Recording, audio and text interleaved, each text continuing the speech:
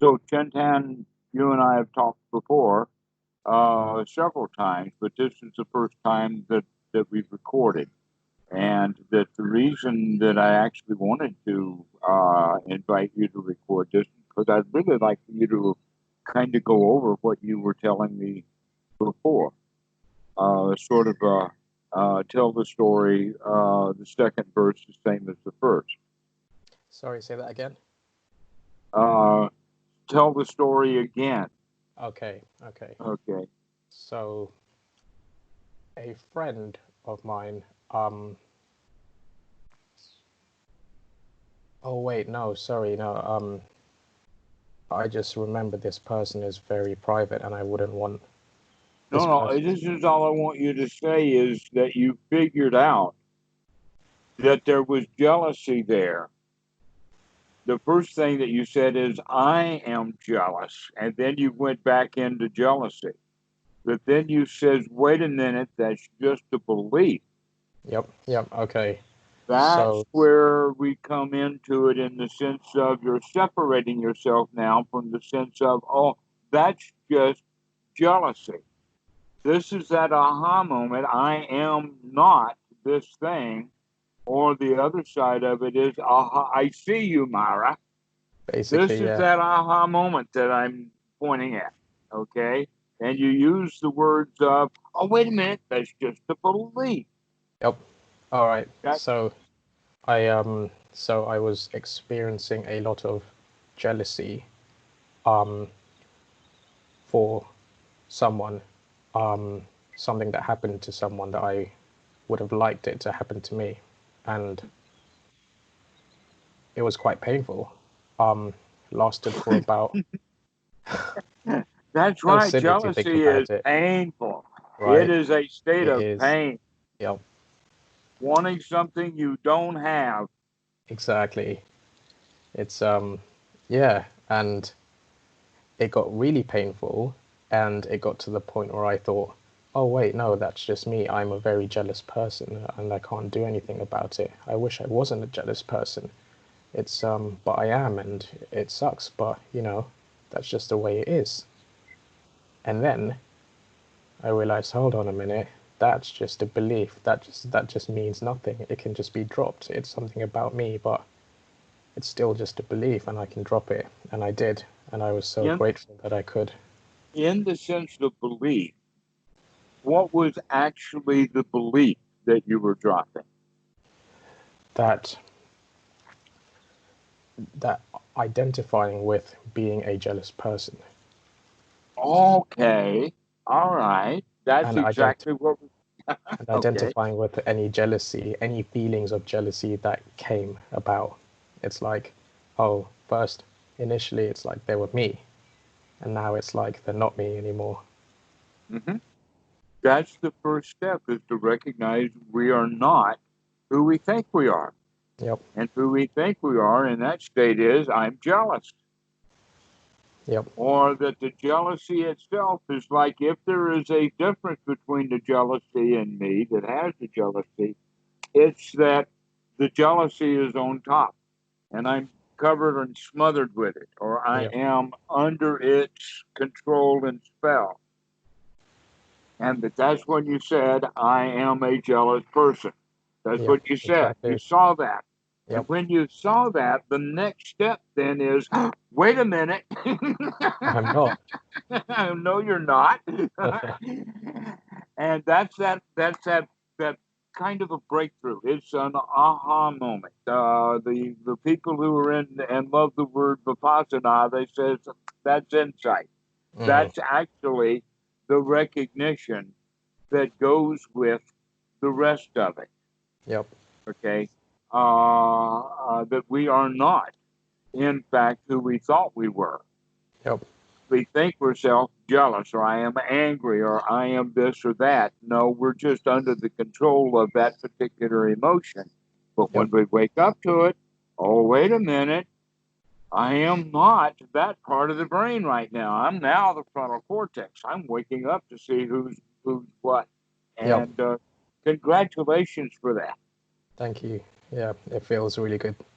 I hope the students can see this and say, yeah, that can happen with me too. If Mm, because it that's part of the process. There's this waking up to see that I am not my feelings. yep. So that's a very now the next thing that you were saying about it was go ahead and tell the rest of the story that you told me before. Um, so when that happened, I just felt so grateful for it. Um, it was so good to not feel like I was bound by it, that it was me, because I didn't want to feel that way anyway. Um, but I thought I had to feel that way, but I don't, and it felt so good. Um, and since then, I've kind of been able to just anything that happens, I can just remember. Every time I remember, I can just come back to the breath, to the present moment, bodily sensations, or anything like that. And no matter what happens, I can just come back to it. Might not last for long, but regardless, no matter what happens, I can just come back. And that's quite good because as opposed to feeling like, oh my God, this sucks, it's like, oh wait, no, I can just come back. It's That's great. excellent. Right. Okay. So this knowledge is the first knowledge that the Buddha talks about that is a noble, supramundane factor of the path Mm, that's not held by ordinary people. That insight that you are talking of, that no matter how obstructed the mind is, I can remember to come out of it. yep, That I can see that jealousy when it arises and I can come right out of it. Now, when we're wallowing in our jealousy, it feels overwhelming. yep, That we literally are under its control and we think we are it. yep,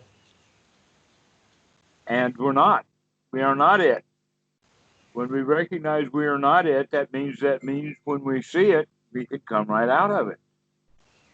And so this is the first knowledge, and the way that the Buddha speaks of it is no matter how obstructed the mind is, the student knows that he can wake up and come back to the present moment and see the truth. yep, exactly. And the truth is, I am not that jealousy. Nope. And this is the first stage of nobility, which means then that this is the first step of Sotapan.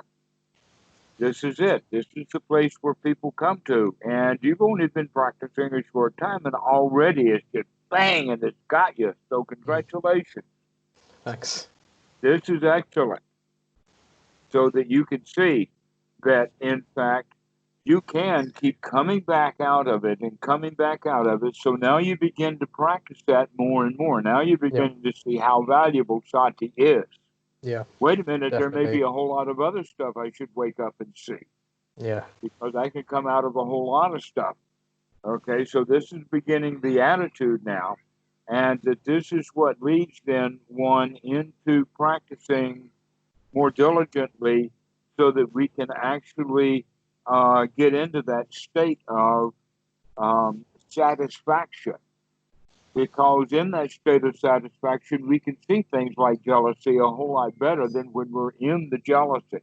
When Yeah, I we're bet. stuck in jealousy, it's hard to see it. But if we are already in a state of really nice state of satisfaction, then we can see the jealousy a lot easier if we are in fact on guard. And that being on guard then is the quality of applying the mind to what needs to be applied to and being able to sustain it there. And once we're able to do that, now we really have a mind that's fit for work. Mm, And so that's now the second knowledge that is supermundane. It is the Pali word is lokatara, supermundane, which means above the world. Because in fact, we are actually above the world now. We're in a state of satisfaction, and that's not a worldly state. The mm, worldly state is unsatisfying. Everything is not good enough. So when we get into that state of satisfaction, we're above the world. This is a noble state. This is a state that is, like we say, transcendent. But I like the word supramundane. But in the Pali, it's lokatara. And it is actually part of the path or the method of the Buddha, that we've got to get the mind fit for work. And that's what's the progress that you're in now, is you're beginning to wake up to say, wait a minute, I see the job now to do. And I need to get the mind fit enough so that we can do that job. And that's that second goal, this part of it. And so then the third part would be the investigation of the teachings of the Buddha and apply it directly to the mind. This is where we delve into the qualities of how Anapanasati fits into Paticca Samuppada, or as in Thai they call it Paticca Samuppada. I've got a friend. All morning we've been talking, and he speaks half Thai all the time, and so this Paticca Samuppada that the Buddha is teaching is actually a full-blown understanding of the second noble truth, which is what is suffering? What is the cause of it? What's the origin of it?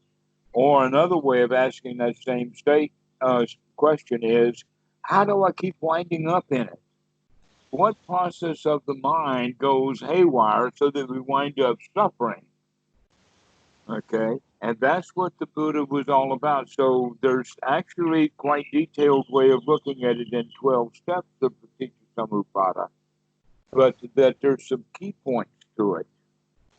And that we can, in fact, I've been teaching Paticca Samuppada all along because it fits so well within Anapanasati. But in fact, Anapanasati is the process by which we get the mind fit to see what the mind actually is and how it works, so that we begin to put wisdom at a point in this process so that we begin then to choose how we're going to feel, as opposed to feeling the way that the old instinctual, ignorant way of living. And so we learn that we start with ignorance. We kind of mush our way through feelings into clinging. And that clinging then is the arisal of the suffering in the sense of woeful states. And so we actually be reborn in a woeful state. The classical woeful states is hell, preta or hungry ghost, asura, and an animal. And that when we bring it back from magical beliefs and actual animals, we can actually see then what it is to be like to be an animal, or to be a hungry ghost, or to be in hell. I have seen people in hell. They were walking around this planet Earth like everybody else, but their mental state, they were in hell. Yep. Okay, so there are these real states. There is this state of hungry ghost because people want things they can't have. In fact, jealousy is the very hell that you're in of being a hungry ghost, wanting something that you don't have. And you woke up to that. Congratulations.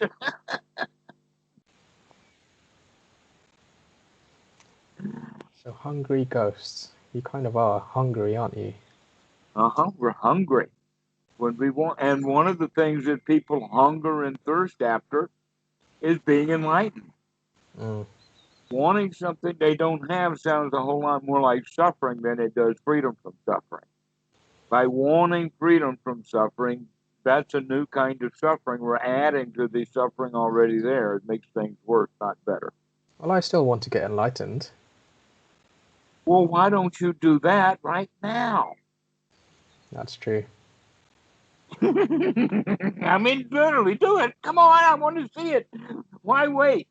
Why hope for a better tomorrow when you can have that today, right now?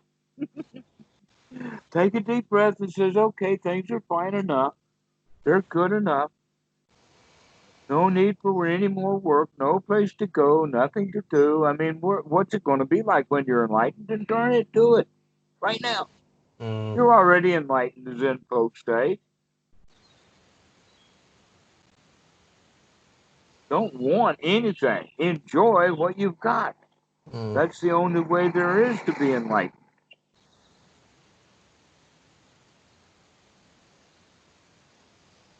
Is to be light enough. That's it.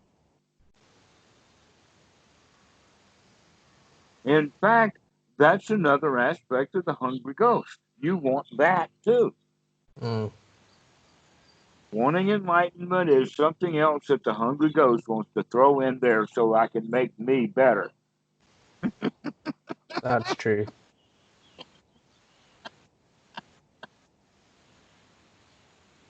I see you.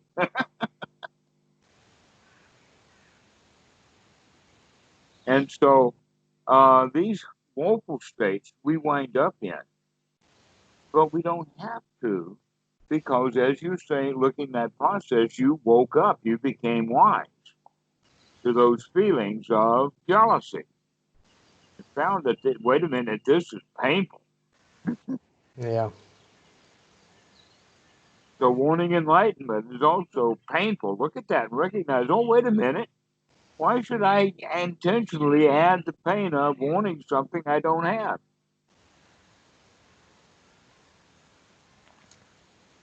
I know what you mean, but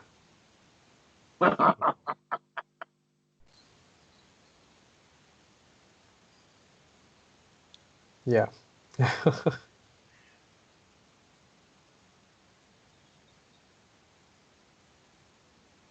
Okay. That's a common problem in the West. And there's another aspect to it also that the animal state, the way we treat draft animals is a good example. And the one that I remember that struck me strongly was in India. I saw this donkey with was roped to a log on its back. It was about 6 inches or so. I mean, it wasn't a heavy log in that respect. The fact is that it was connected to a millstone on the other end of it. And this donkey is now walking, and his whole life is walking around in this 30-foot circle while this guy is putting sugarcane stalks into the mill with the outcome of the sugarcane juice, right? Yep. Which the guy is lukewarm, but he's in India. They're selling it there at 10 rupees a glass. Guess what? Donkey don't get no juice. Mm. He does not get the fruit of his labor. Mm. Draft animals, say the plow horse. Once he plows that field, he used to live in that field. It was wonderful. It was a beautiful meadow Yep. until he had to actually plow it under, and he doesn't get any benefit from the stuff, the work that he did by doing the plowing. That all the crops go to the farmer. Our societies are that way also, so that the rich get richer and the poor get not what their what the fruit of their labors actually are. And not only that, but the people are actually out there working really hard against their own best self-interest. Yeah. We're animals.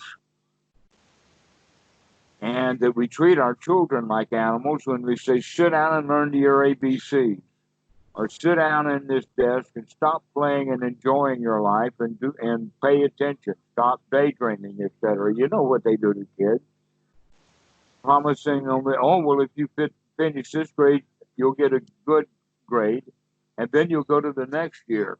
And when you Mm. finish four of them, then you can graduate into middle school, and then you graduate into high school, and then you graduate into university, and then you graduate in graduate school. Yep. Always doing what you were told to do with the promise that things are going to get better. Well, Yep. already we've invested in 20 years of not getting any benefit from our behavior. So we wind up then with a nice job and a big house and a trophy wife and all of that, and midlife crisis by the age of 40.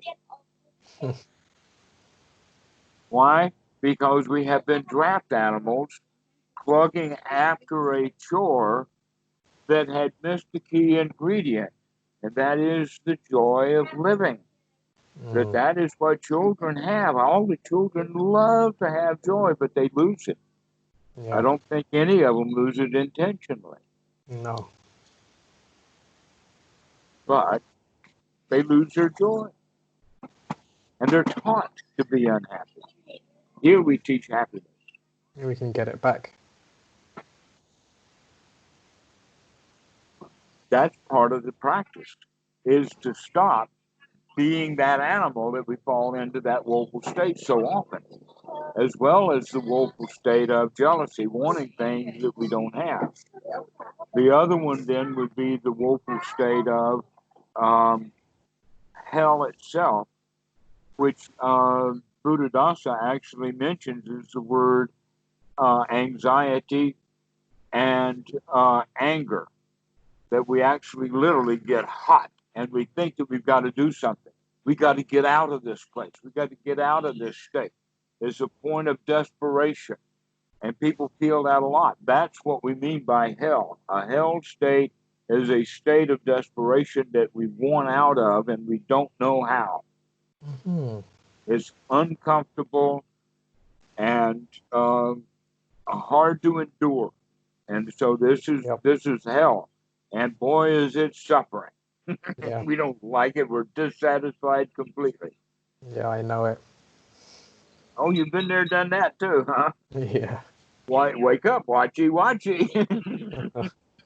Wakey, wakey. You watch what's going on, or you'll wind up there again. But Mm. if you can wake up, you can see it and see that you are not in hell. Mm. That you can climb out of your despair. You've got that first step down. You keep practicing that first step, and it will bring the second step. And then the third knowledge is the knowledge that, by gum and glory, this stuff works Mm. right down to the bottom. And when I mean this stuff, I'm talking about the teaching of the Buddha, that which the Buddha gave that no other teacher in his time was able to give. And that was, with all the spiritual practices they had, nobody had that real freedom of, finally, I figured out how life really works. Okay. And so that's what we're looking at, is that complete satisfaction with the way things are. And that's a skill that actually needs to be developed. And we can talk ourselves into it, but we Yep. have to practice being in it rather than wanting it. If we want it, we're practicing wrong. If we're actually doing it, we're doing it Doing it. right. Yeah. Yeah, exactly. And you Yeah, I know sort of that now. realized You that can too. wake up and you can say, I am not that animal. Yeah. I am not in that hell. That hell state's in the mind, but I am not that hell state. This is the lokatara. This is the letting go of that clinging. The clinging that we do puts us, or that self, in the mix. Mm. And we are not that. It's a feeling. This is the part that we begin to understand. Oh, that's what we mean by no self. I am not the old personality. I can be what I want to be. Yeah. So I imagine what I am wanting to be, and I begin to feel that. And everybody that I know of wants to feel good and joyful and happy and full of energy and bouncing around. So take a deep breath and bounce. Mm. Bounce with joy. This is the way that we want to live. Why don't we let ourselves do that? The Yeah. answer is, well, I think I'd rather spend my time jealous. Or maybe I want to be enlightened, maybe. This is how we spend our time, of being a wannabe rather than enjoying the actual fruit of the labor that we take, the right effort that it takes to come out of those states, the effort that it takes to wake up and see them and recognize that I am not that. Mm. Then we can place ourselves into the state that we want to be in, a state of satisfaction. And from that state, when this stuff does arise, it can't take control. We won't let it take control Mm. and maintain that state of satisfaction. This is why they talk of it in the sense of applied and sustained thought. Why? Because we're going to keep the mind sustained on the kind of thought that allows that freedom from being overwhelmed by our feelings. Yeah. Yeah, we sustain it. That's what I've tried to work on for the past Okay. day. All right. Well, I've just given you the key ingredient in it is in the state of keeping your mind in a wholesome state, which means you got to kind of be on guard Be on to guard. not allow thoughts of jealousy. Now that you know what jealousy thoughts in, but you had to climb out of it. Now that you're out of it, make sure it doesn't return. Yeah. Or desire for more satisfaction in the sense of wanting to be even more enlightened than you already are. That's wanting something. I see that too. No, right now is actually really good enough. And so we can come out of those desires and wants and be satisfied with the present moment. And practicing that over and over and over again because for years you've been practicing wanting things. You're really good at wanting things. You even want things when you hear a story of good fortune and all of a sudden you want it. Yeah. So this is the way then that we will practice with the Anapanasati is to understand these woeful states that we get ourselves into. The only one, by the way, that I haven't mentioned is the Asura. And the Asura are the ones that are generally referred to as heavenly states or heavenly beings. At least there's that one good state in there among all of those others of animal and hell and hungry ghosts. But wait a minute.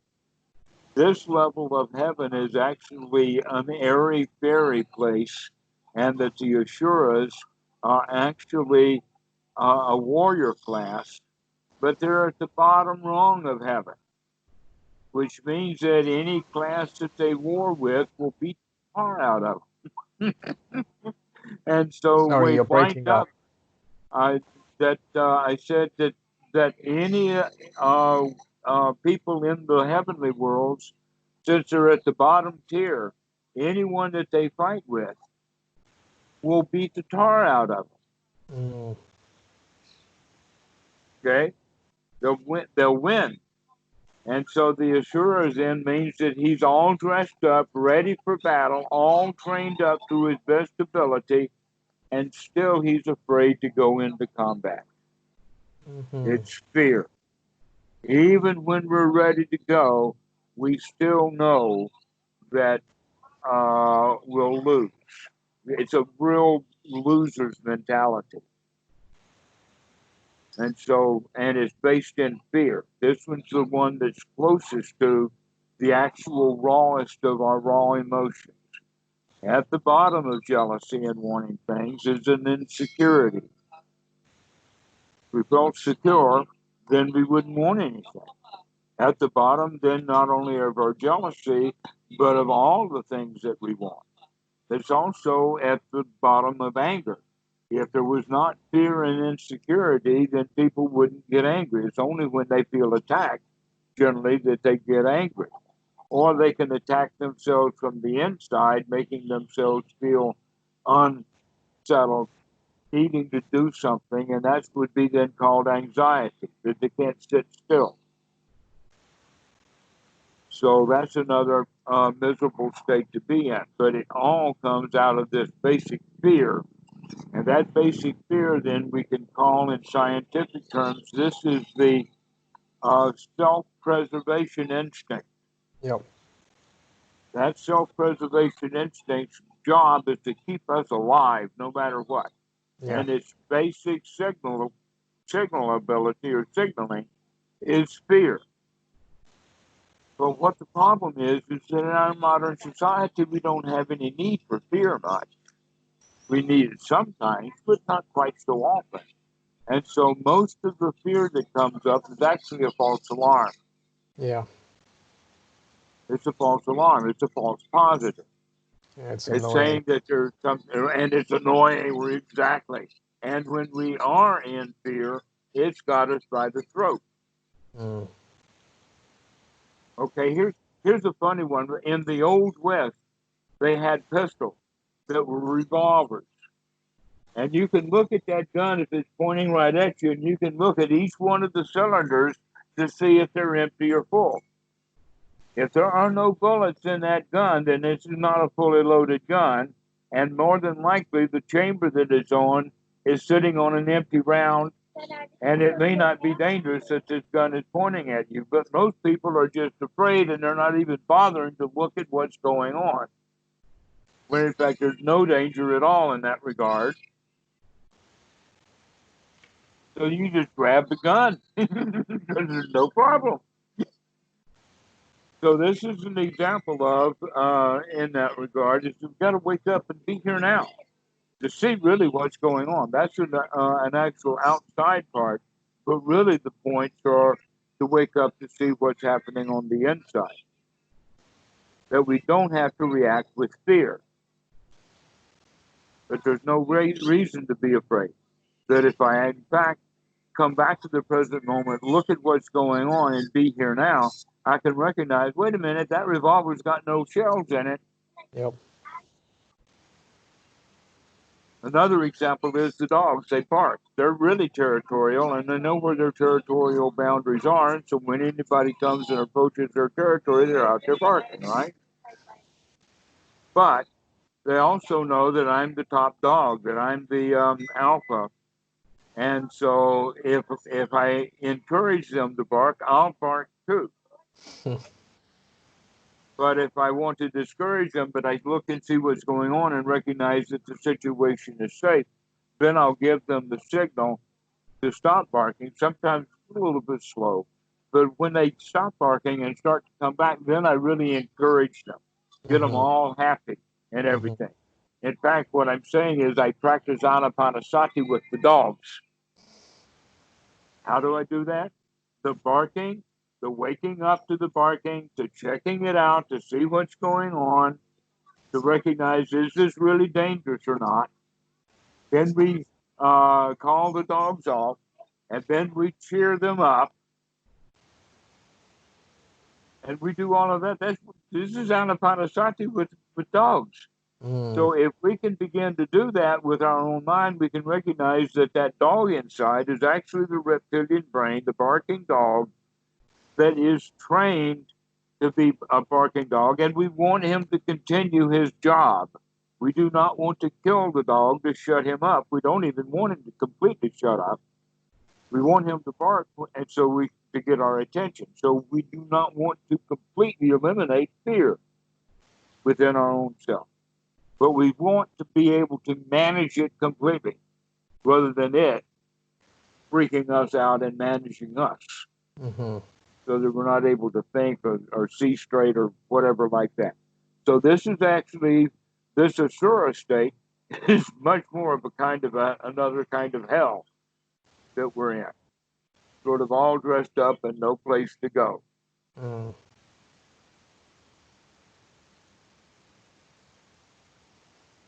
because we're afraid.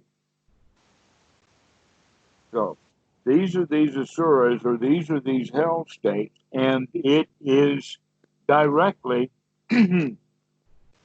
uh, plugs right into Paticca Samuppada, right at that state of the becoming and the birth, because this birth that they're talking about is the rebirth into one of the hell states.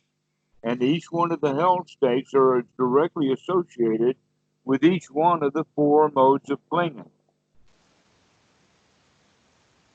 Okay, clinging by wanting things that you don't have will take us immediately into that woeful state of being a hungry goat.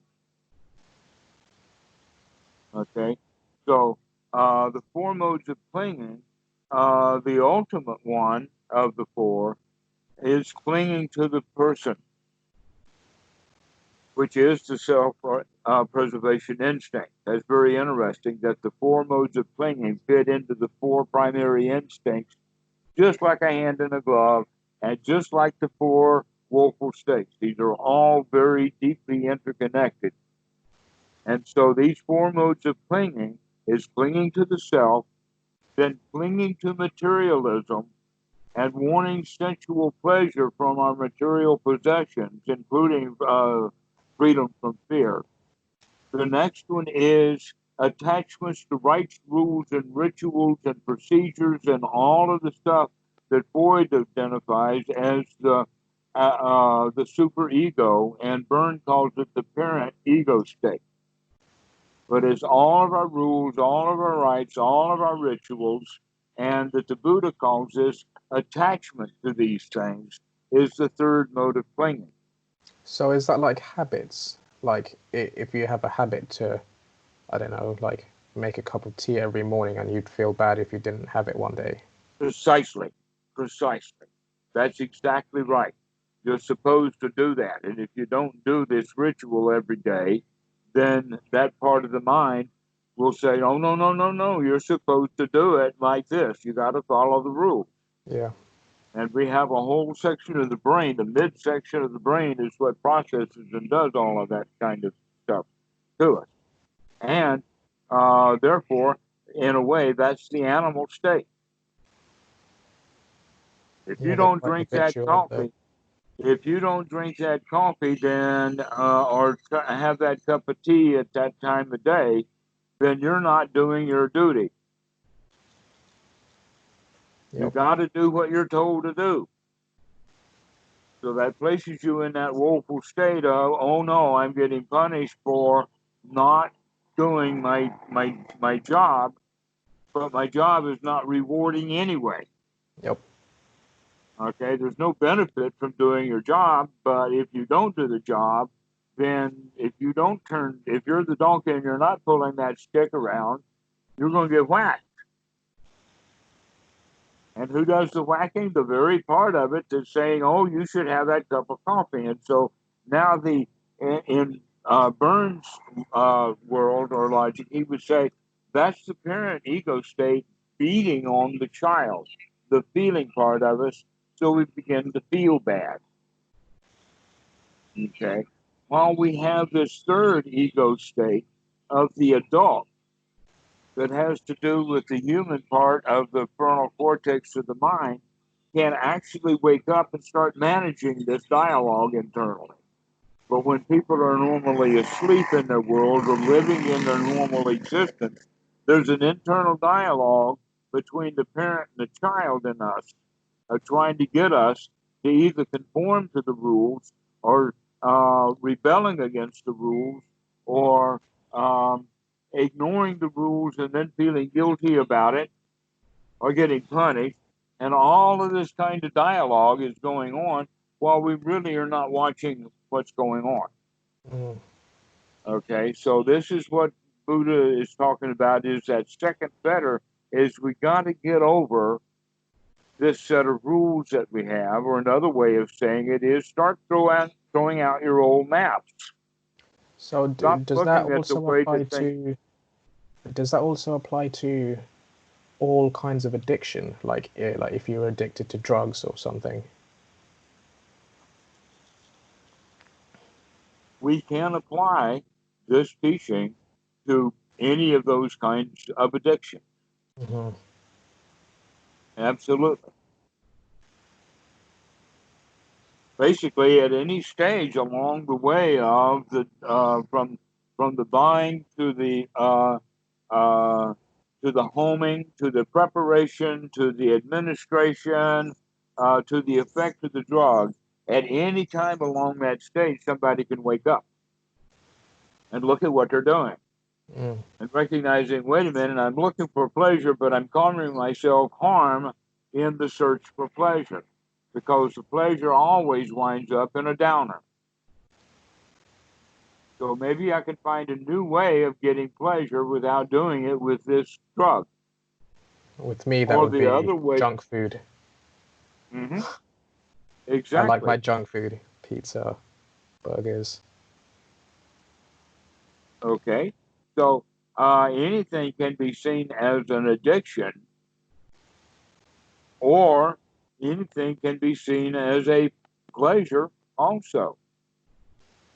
We're really kind of looking for a middle path. You see, the Buddha is not really a great big no, no, no, no kind of guy. He's a more of a negative or getting rid of the garbage.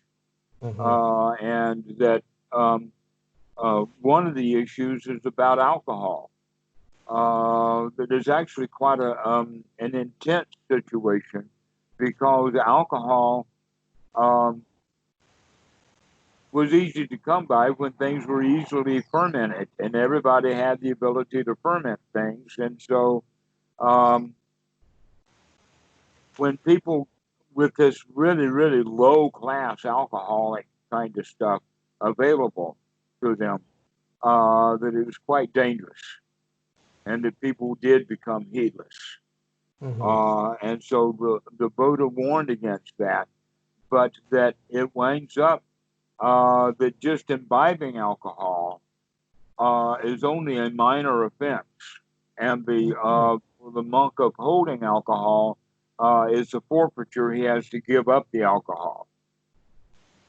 Okay, but it becomes the funny part about it is that of the five precepts, that last one, which is actually Sura Merya Macha Pamatadana Ve Ramani Sakabadam Samatyami, uh, was added.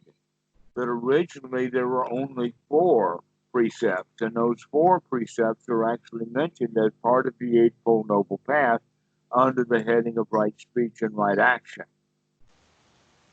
Okay, of not taking the life or harming things, not taking things that are not given, and not engaging in sexual activities that lead to harm. Okay, which is kame sumi chacharawe ramani sakavadam samatiyami. And then the other one, which is right speech, is musawada, but that's also got its own section of the different kinds of not right speech. But even a direct lie is not a major offense in the Patimokkha until it reaches the level of telling the lie about spiritual attainment Hmm. that you don't have. And so, generally within the Sangha, monks don't talk about what jhana states they've had or what state of practice they are or what fetters they have removed or any of that kind of stuff because that's kind of a no-no that is bordering on bragging. But a monk can still tell you all about it without saying, and I know what I'm talking about because I've been there, done that. You had to be careful with that been there, done that quality about what you have done. And Hmm. so normally I use that quality of been there, done that when it's like I've been to India and I've done India. Or I have been in hell. I have been there, done that. That's the Hmm. way that I would look at it, rather than oh, Fort Johnny, yeah, I've been there, done that. That's not the way to talk. So, um, other than that, even direct lies. But the point about the alcohol is that when we get into the Western Dhamma thing, somehow or another, the rule makers have gotten a hold of that. And so the first group of rule makers added this thing about alcohol to it and make it a fifth one. And then those that look at that alcohol, they begin to put everything under that term alcohol. Matt is calling. Can we let him join this group? Yeah, I have to go in about 15 minutes, Okay. just All to let right. you know. So, Hey. hello, Matt. Hi. Welcome to the call. Hi. How's it Matt going? is in London. Oh, Uh, you're in London? Oh, me yeah. too. Uh-huh. You too? And Yeah. Oh, great. Whereabouts? Peckham. Okay, I'm from Wembley. Are you? Okay. Northwest, southeast. Mm, What's your name? I'm Chintan. Chintan, nice to meet you. I'm Matt. Nice to meet you. Yeah. Okay. So when we started on this call, Matt, Chatton was talking about that he had been able to see the jealousy. First Yeah. he saw, I am jealous. And then wait a minute, that's just a thought. I am not the jealousy. And so since then, we've been working in the levels of Paticca Samuppada of the connection between the actual grasping that leads to the jealousy. Wanting something we don't have is the tanha that actually leads to that hell state that is jealousy. That is in fact now the hungry ghost. So we have been covering how these four woeful states fit in with the four modes of clinging that also are closely associated then with the four kinds of instincts. So we have the hell world, we have the hungry ghost, we have the Shura, and we have the animal worlds. And this comes from wanting things that we don't have, being completely dissatisfied with something, being afraid of it, or going along to get along, being stupid, and not knowing what our value is. Okay, so these are the woeful states connected with the four modes of clinging, which is clinging to the self. The second one is clinging to material possessions, thinking that we can get safety from these material possessions that in this instinctual level would be called the procreation instinct. Many people think immediately of sexuality, but in fact it has more to do with ownership. That weapon is often mine is more protective than she. And in fact, the way to get a she is with this weapon, this axe. You've seen the cartoon, in fact, it's a Fireside cartoon, and you see this big Neanderthal kind of guy in a bearskin. In his right hand is a club, and in the left hand is head full of hair, carrying the hair of the head of the woman being dragged along. She's been knocked out, obviously, by the club, into the cave. Now, which came first, the girl or the club? In both cases, that he's doing that to get her into the cave, because the cave now is the next instinctual, is the nest. The nesting instinct is, in fact, he's now the king of the nest. She's got to do what he says to do. That's how all households are run. Somebody's the boss. Somebody's in charge. And that we remember that kind of stuff from childhood and build up for ourselves a set of rules, a set of responsibilities that we have, a way of doing things, and this pile of rules and laws and rituals that each person piles up for his own individual use winds up becoming quite a burden. Winds up with hundreds and hundreds of rules. So that's that context of the nesting instinct, is because if we don't follow the rules of the nest, we'll get thrown out of the nest. Or if we get dragged into some nest, that means now we have to go according to that nest. Now, the last one is what in humanity, in the instinctual world, would be called our territorial instinct. So the nest, and then outside the nest is our territorial boundaries, which means anything within our territorial boundaries is okay and friendly, and anything outside of our territory is dangerous. That's them. There's now an us and them mentality going on. And so that's why the dogs are out in the yard barking, is because it's a them that came up, not an us. Or is, in fact, this an us. Because when that them becomes an us, then it's okay for the dogs to shut up and come home into the house.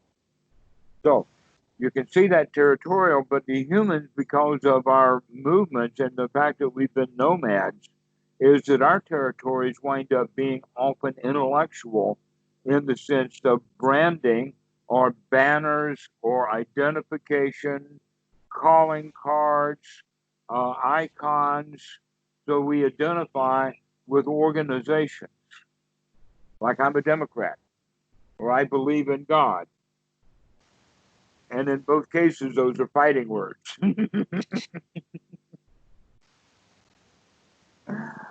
So we have all of these belief systems, and when our belief systems clash with other people's belief systems, that means that now there's an us and there's a them. Okay, there's that us and there is them. This is what also will eventually lead right back into that state of fear of the self-preservation.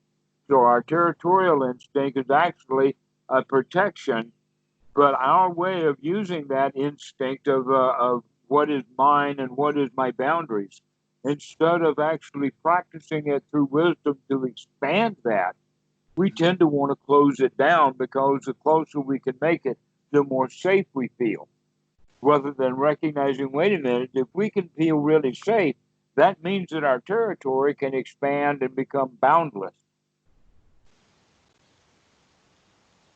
So, this is a way of looking at this is actually an important quality of looking at how human beings actually are put together. Is these instincts, when not managed well, wind up in states of woefulness for the human.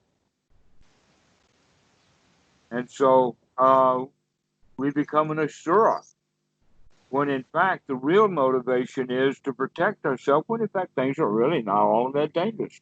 Just because he calls you a Claude or a Clyde doesn't mean that we're actually being attacked. It's all done kind of symbolically. Okay, and so we attach to, am I a Claude or am I a Clyde or whatever like that. And so the yes and no of that attachment then is causing us suffering. We get attached to it and then we become afraid because, oh no, wait a minute, I'm not a Claude, I'm not a Clyde, that kind of thing. And in fact, it's just a word. It doesn't matter what people say. The Buddha even talks about that in the sense of there are those who revere me and there are those who revile me. But in no case, when they revere and scold, do I take that and have any degradation of the heart or any loss of joy or anything. And when they revere and prop me up and tell me how wonderful again I am, still, that does not inflate the heart or make me gladdened. Why? And then that key ingredient that I mentioned before. Because I've been there, done that. On account of, in fact, in the sutta, it says, on account of they are saying things that have already become known. So, we can recognize then that we are in fact not, within this territorial concept, attached to any view, that we become unattached to the views. And because of that, then we loosen that mode of clinging, because we are clinging to our views about who we are and what kind of groups we approve of and what do we think is right and wrong, where in fact things are generally too complicated for us to have the facts enough to decide whether things are right or wrong. I mean, look at the news. The news is getting everybody upset one way or the other, where in fact generally the whole news is not taught by any of the ones. You've got to watch kind of all four or five and five or six other viewpoints to even get an idea of what's really going on. Because everybody, if you listen to just one news broadcast, you're going to wind up being angry. That's their job, is to keep you there watching, to keep you angry so you support that channel. Yep. And yet we have to decide who we're going to vote for in the next election, or how we're going to. Or you can, when you find someone that's really truly worth voting for, then by all means vote. But Might if wait a if while. your choices are between two evils, don't try to decide for yourself which one is less or not. What that's really saying is my vote is a stupid vote, but I'm required to vote anyway, which means I'm actually wasting my vote. It's better to keep it. Better way of talking about it is vote with your feet. Don't get into that mess. The Buddhists are generally apolitical. I know that Jack Kornfield and those that charge money for the Dhamma, they want you to vote. They want to become a little political. They want to stand up and stand out that way. But the Buddha's not going to vote. So why should you? He was a lion. Why don't you be a lion? Why don't you be above politics?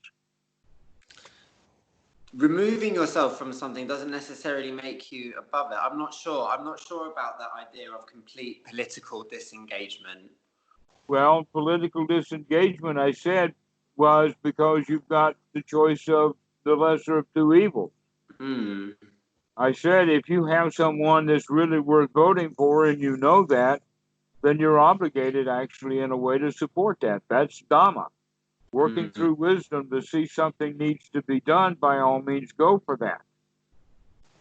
But if all your choices are like in America is between Democrat and Republicans, I'm not sure whether it's worthwhile voting or not. What's the point? But if some of those Democrats can say, wait a minute, I really understand that the world is in a crisis and I got a really good reason to vote, then by all means go vote. You know, that you're trying to do something right and good and you've got some value in it.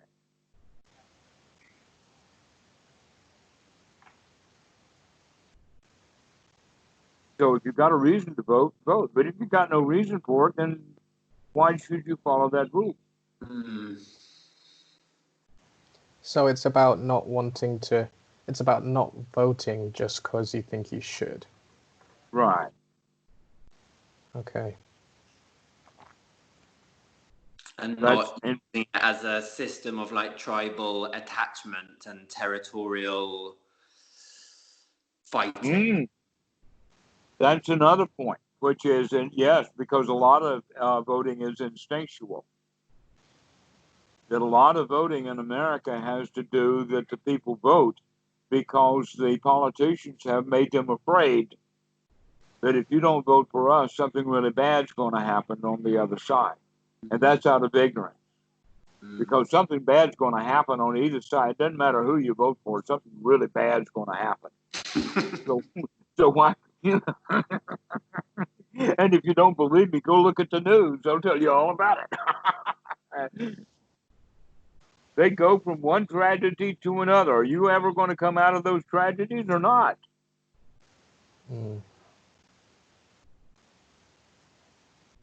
So if you say, wait a minute, if I vote like this, we can actually cause some good in the world, then by all means do. But most of your choices are often between two evils. And it's really hard for people with wisdom to get up and vote when they don't have any reason to.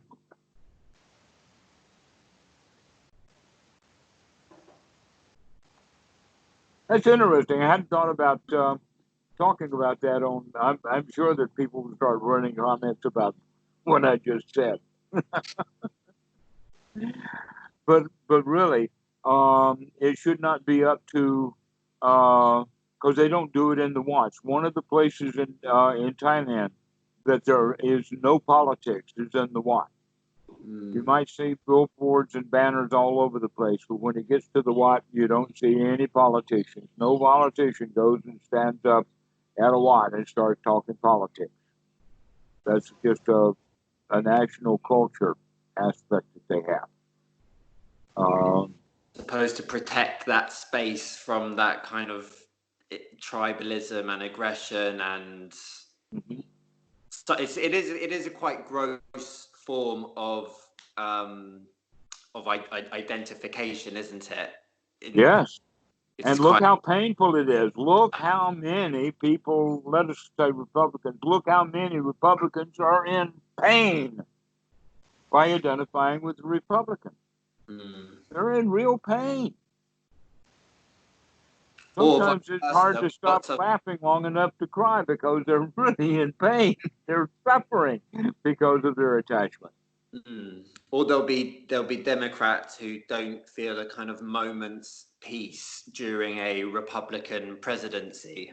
You know, feel like a continual sense of dis-ease about the Right. fact the president is not Democrat. They don't trust him. They don't trust him. They have no faith in Donald Trump. And they've got good reason to have no faith in Donald Trump. So when things go right, they can't stand it.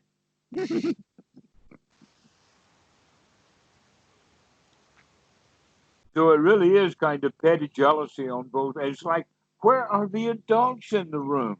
The answer is they don't vote. They don't go into politics. The adults have nothing to do with any of this stuff. This is child's play, literally.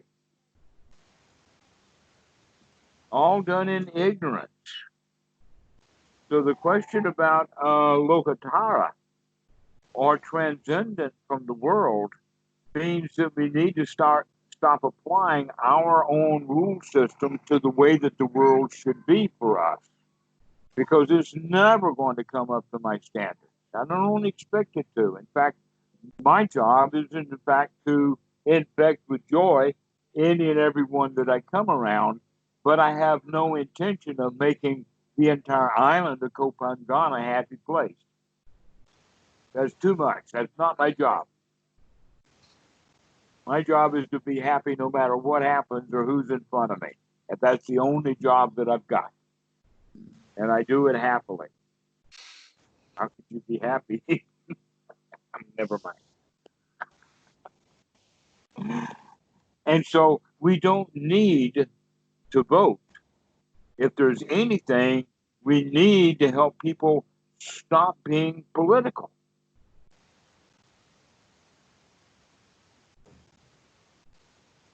Generally, the Thai people are not very political and things go along. Occasionally, they get worked up. And a few people get worked up and cause a whole bunch of stuff. And now all the cameras in town are in this one place, and they really, really put it up as if there's a really big thing. But then the thing goes away, and because generally the Thai people are not political. But can we define political? Like, if by political you mean kind of tribally attached to specific political parties, that's one thing. But then another thing is kind of concerned with social welfare, because that could be another way that someone could understand the term political. Do you know what I mean? Or concerned with environmental I would call that political. I would only call political that first part. Yeah. That social welfare does not have to be done in an organized way. No.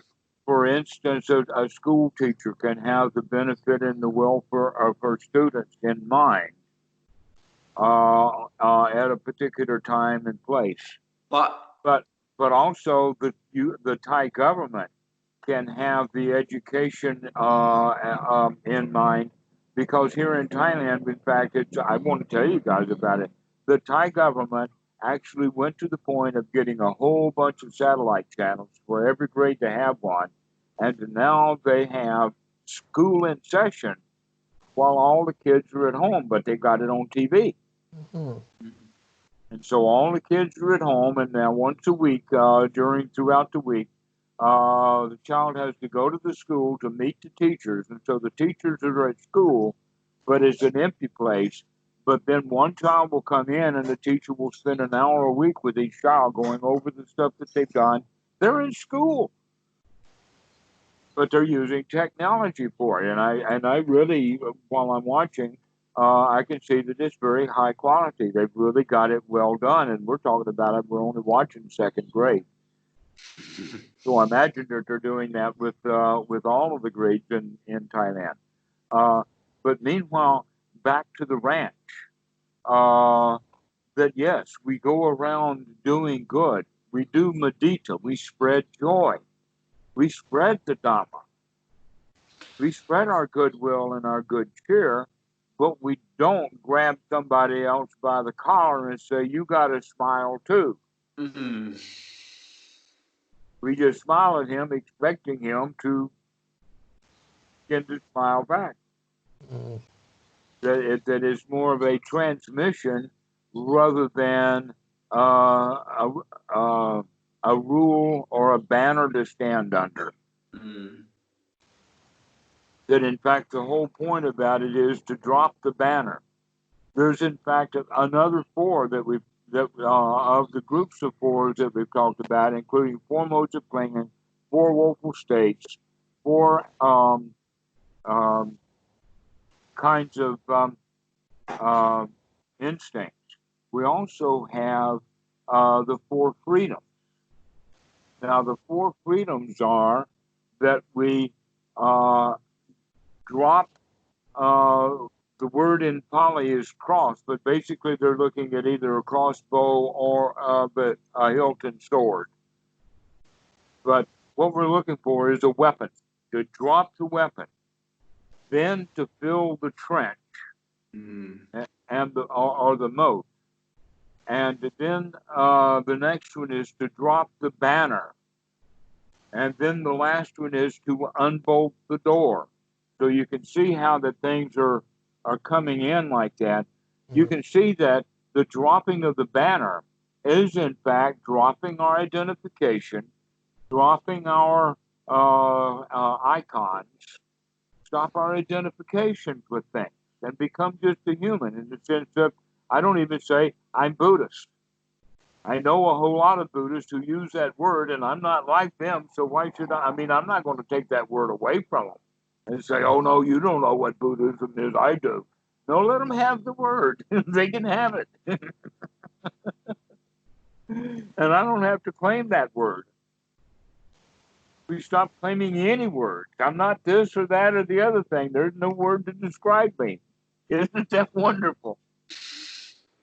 Even the word wonderful doesn't even describe it. So, dropping that banner, getting rid of that thing, not identifying with anything. If we are a Democrat, everything that bad happens to the Democrats, and we'll feel bad if we're a Democrat. If we're a Republican, everything bad happens to the Republican, and now I feel bad because they do, because I am that Republican. I am a member of this thing, or I am Republican. So when Republican feels bad, I am, and I feel bad. But if we don't identify with anything, then it doesn't matter what happens. We can actually enjoy Donald Trump.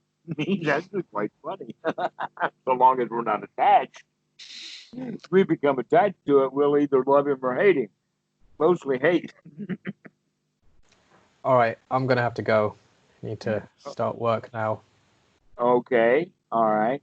So, I'm sorry to leave you on the point that we got 3 more to go. The banner we've talked about.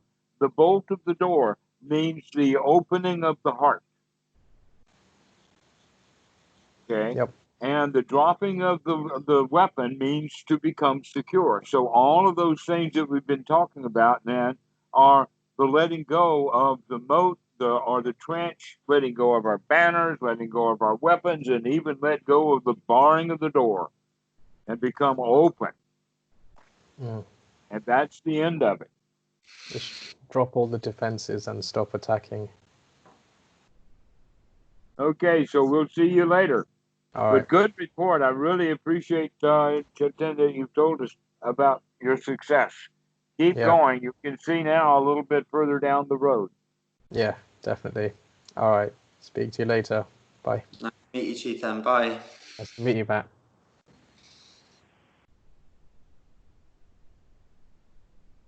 Chintan. I tell you what, this has been a long video, so let me cut it off. Sure.